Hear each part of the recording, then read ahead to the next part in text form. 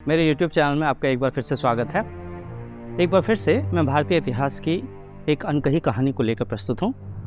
भारतीय इतिहास में कई ऐसे किस्से, कहानियाँ, तथ्य दर्ज हैं, वर्णित हैं, जिन्हें हमें स्कूल में, कॉलेजों में नहीं पढ़ाया गया, उन्हें पाठ्यक्रमों में शामिल नहीं किया गया।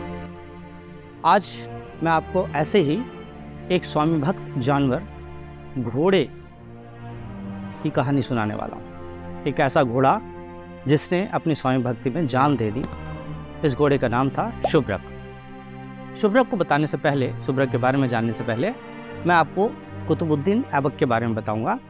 कुतुबुद्दीन ऐबक के लिए कहा जाता है कि मोहम्मद गौरी का खरीदा हुआ गुलाम था, और मोहम्मद गौरी ने जब भारत पर आक्रमण किया था तो पृथ्वीराज चौहान ने उसे पराजित किया था, लेकिन पृथ्वीराज चौहान ने उसे जा नहीं दिया था। आगे चलकर इसी कुतुबुद्दीन ऐबक की रणनीति और शेख मोइनुद्दीन चिश्ती की जासूसी के फलस्वरूप मोहम्मद गौरी पृथ्वीराज चौहान को हराने में सफल रहा। मोहम्मद गौरी यहाँ भारत में, मोहम्मद गौरी ने अपना शासन इस कुतुबुद्दीन ऐबक को सौंप दिया। कुतुबुद्दीन ऐबक के लिए कहा जाता है कि कुतुबुद्दीन ऐबक जो था, उसने शेख मोइनुद्दीन चिश्ती को जासूसी करने के एवज में इनाम मांगने को कहा। तो शेख मोइनुद्दीन चिश्ती ने एक मंदिर की ओर इशारा करते हुए कहा था कि इस मंदिर को आप मस्जिद में कन्वर्ट कर दें, और मोइनुद्दीन चिश्ती का कहना था कि आप ये काम 3 दिन में करके दिखाएं। कुतुबुद्दीन ऐबक ने कहा कि 3 दिन तो क्या, मैं इसे 2.5 दिन में ही इस काम को पूरा कर दूंगा।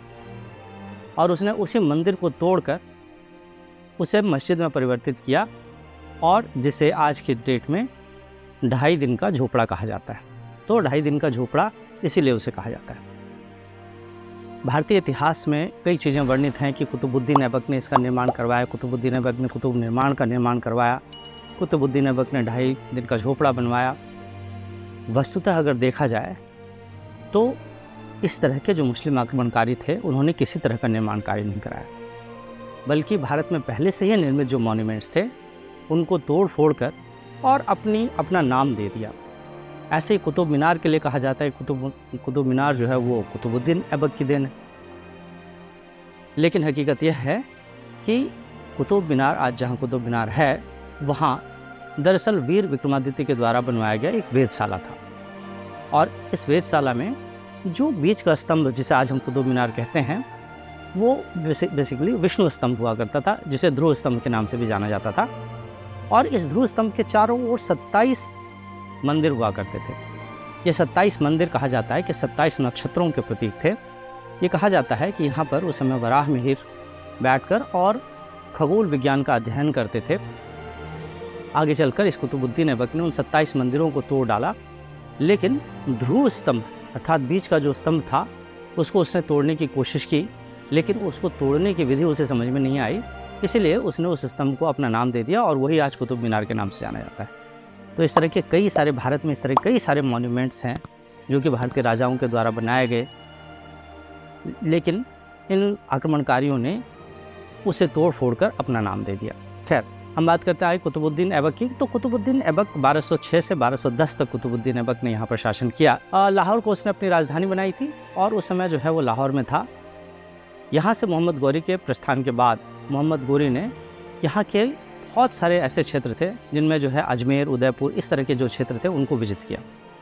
अजमेर में विद्रोह हुआ। अजमेर के विद्रोह को दबाने के पश्चात वो उदयपुर पहुँचा, और उदयपुर में उस समय महाराणा कर्ण सिंह उस समय जो है वो उनका शासन हुआ करता था। महाराणा कर्ण सिंह को उसने पराजित किया, और महाराणा कर्ण सिंह को धोखे से उसने बंदी बना लिया। महाराणा कर्ण सिंह के ही घोड़े का नाम शुभ्रक हुआ करता था। वह घोड़ा इतना खूबसूरत था, इतना सुंदर था, इतना बलशाली था कि कुतुबुद्दीन ऐबक को वो घोड़ा पसंद आ गया, और उसने घोड़े सहित महाराणा कर्ण सिंह को बंदी बनाकर और वो लाहौर ले गया। लाहौर में जब ये लोग पहुँचे तो एक दिन राजकुमार कर्ण सिंह जो थे, उन्होंने वहाँ से भागने की कोशिश की।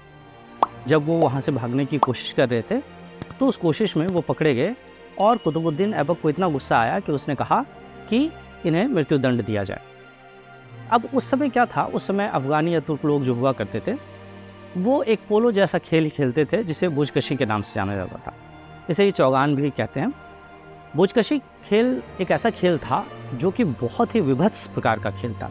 विभत्स इसलिए था क्योंकि इस खेल में एक बकरे को मारकर और उस बकरे को गेंद की तरह इस्तेमाल किया जाता था। 4 लोग घोड़े पर बैठकर उस बकरे को किसी एक छोर तक ले जाते थे। जो भी घुड़सवार उस बकरे को एक छोर तक ले जाने में सफल होता था वो जीतता था। तो ये इस तरह का एक पोलो जैसा खेल था जिसे उस समय बोझकशी के नाम से जाना जाता था। कुतुबुद्दीन ऐबक ने महाराणा कर्ण सिंह को सज़ा सुनाई कि इनका सिर धड़ से अलग कर दिया जाए और इनके सर के साथ बोझकशी खेला जाए। निश्चित दिन में लाहौर में जन्नत बाग एक बाग है और वहाँ पर जो है लाहौर के जन्नत बाग में ये खेल खेलने का प्रोग्राम रखा गया। मज़े की बात यह है कि कुतुबुद्दीन ऐबक ने अपने लिए घोड़ा किसे चुना? तो कुतुबुद्दीन ऐबक ने अपने लिए घोड़ा महाराणा कर्ण सिंह के घोड़े शुभ्रक को चुना। शुभ्रक के ऊपर बैठकर जब कुतुबुद्दीन ऐबक कर्ण सिंह के पास पहुंचता है और कहता है कि इन्हें जंजीरें से खोला जाए और इनके सर को धड़ से अलग किया जाए, उसी समय शुभ्रक ने अपने पीठ से इस कुतुबुद्दीन ऐबक को गिरा दिया और कुतुबुद्दीन ऐबक की छाती पर बहुत सारे वार किए जिससे कुतुबुद्दीन ऐबक की मृत्यु हो गई। अब भारतीय इतिहास में कहीं भी इस कहानी को इस रूप में वर्णित नहीं किया गया है। फारसी साहित्यों में इस कहानी का वर्णन मिलता है। भारतीय इतिहास में अधिकांश जगहों पर यही लिखा गया है कि कुतुबुद्दीन ऐबक की मौत पोलो जैसा खेल चौगान खेलते समय घोड़े से गिरकर हुई थी। शुभ्रक यही नहीं रुका। शुभ्रक ने कुतुबुद्दीन ऐबक को मारने के पश्चात अपने महाराणा कर्ण सिंह, जैसे ही शुभ्रक कुतुबुद्दीन ऐबक को मारता है उसके पश्चात महाराणा कर्ण सिंह शुभ्रक पर सवार हो जाते हैं और शुभ्रक हवा की गति से वहाँ से निकलता है और सीधे उदयपुर जाकर रुकता है। कुतुबुद्दीन ऐबक के सैनिकों ने उसका पीछा किया लेकिन वो उसे पकड़ नहीं पाए। जब महाराणा कर्ण सिंह उदयपुर अपने महल में पहुंचते हैं और घोड़े से उतरकर, शुभ्रक से उतरकर जब वो उसके सिर पर हाथ फेरते हैं तब तक शुभ्रक की मौत हो चुकी थी और शुभ्रक निष्प्राण एक ओर लुढ़क जाता है। इस तरह इस स्वामी भक्त घोड़े की मृत्यु हुई। तो भारतीय इतिहास में इस तथ्य से हमें परिचित नहीं कराया गया। ये एक ऐसी कहानी है, ये एक ऐसा तथ्य है जिसे कहीं ना कहीं हमारे युवाओं से छुपाया गया। मैं चाहता हूँ कि इस तरह के तथ्यों से मैं हमारे युवाओं को परिचित कराऊँ। अगर आपको ये कहानी अच्छी लगी तो आप मेरे इस चैनल को ज़रूर सब्सक्राइब करें, बेल आइकन दबाना ना भूलें।